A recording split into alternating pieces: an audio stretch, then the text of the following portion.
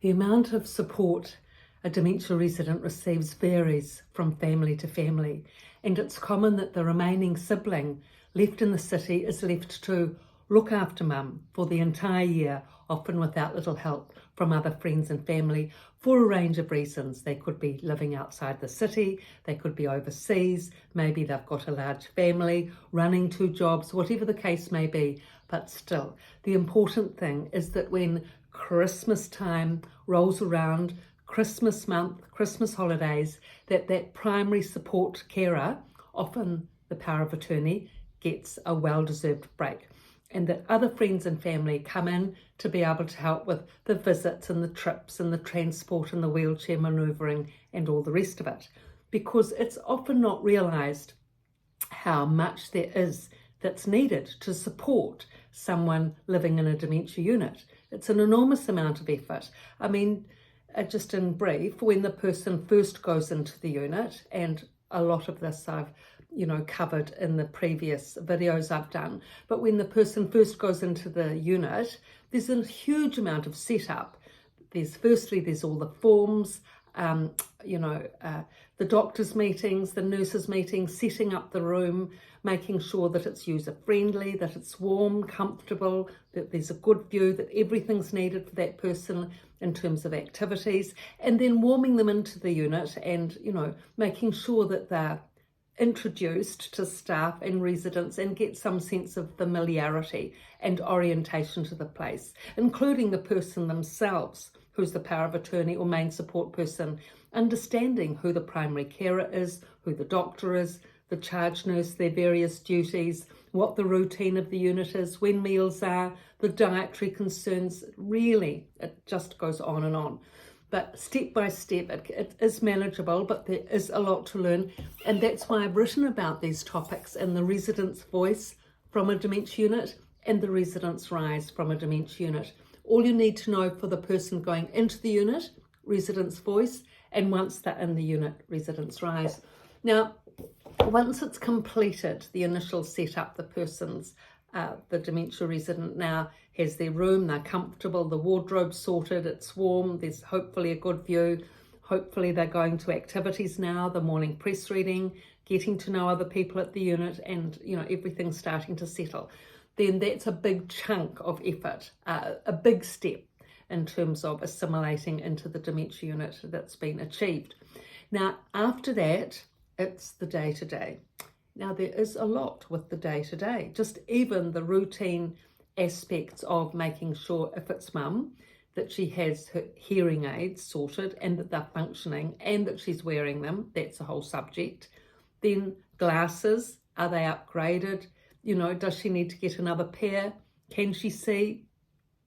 Shoes. And, it's really important to have at least 1 or 2 good, comfortable pairs of shoes that really fit the person well so that they can keep up their gait and mobility in the dementia unit. And if they need any walking aids, like a walker, that it's oiled, that it's the right height, that it's identifiable.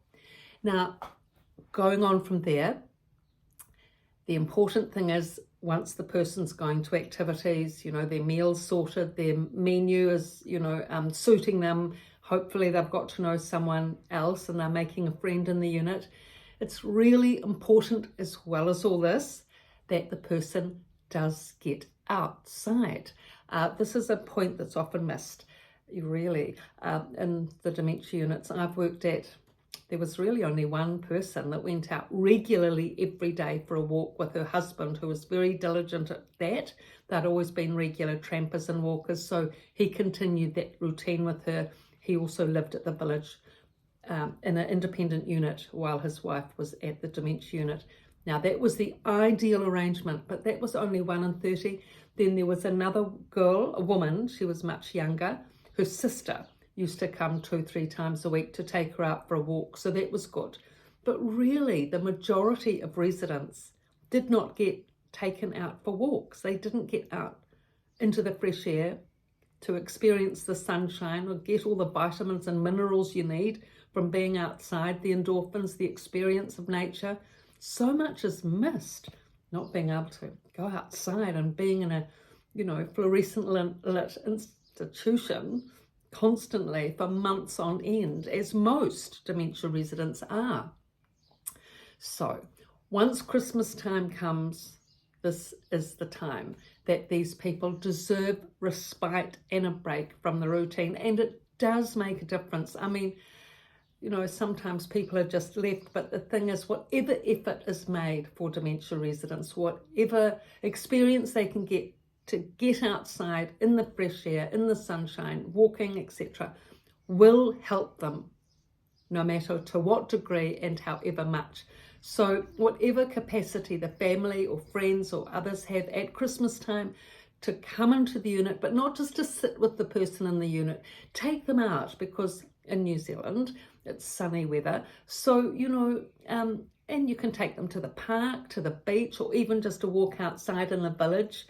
Generally the grounds are pleasant and there's a nice garden there. So take advantage of the summer weather, because knowing that all winter pretty much these people don't get outside.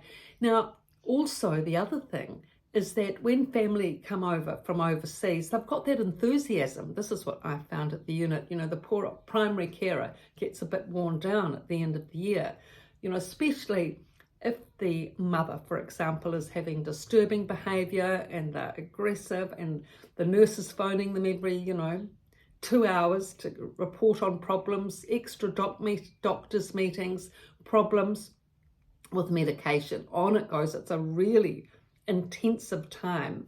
Then it wears, it does take its toll on the primary carer.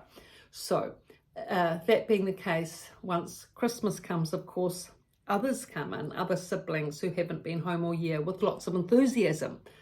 So that's good. Let that enthusiasm rub off onto taking the person out. They've got the energy and interest, take mum out. And as the primary carer, encourage siblings to take mum out on trips, to the beach, to the park, where she enjoys, even for a drive in the car, whatever she likes. Encourage them to do that, rather than just coming to the unit and sitting down politely and nicely and having a cup of tea. They do that all year. It's much better that they get out. And of course, if the person needs a wheelchair, if you've got another young grandson who's strong enough to lift it up into the car and out again and wheel granny along, all of these things help. And because the terrain as the power of attorney and primary caregiver, then the terrain, the system, where the wheelchairs are, which ones work and which ones don't. Make sure that you test it before you get out, making sure that the wheelchair fits into the car when you do go out, all these little things. If you're not used to visiting dementia units, you haven't been used to dealing with mum, now she's in a wheelchair, you can explain all these things, but transfer the responsibility to friends and family so that they can take the brunt, the extra load of the work, and you can sit back and have a nice Christmas and a nice, well-deserved time over the break. Now, that's just a brief overview for those of you that haven't listened to the previous videos, of which there's many on all these topics in a dementia unit.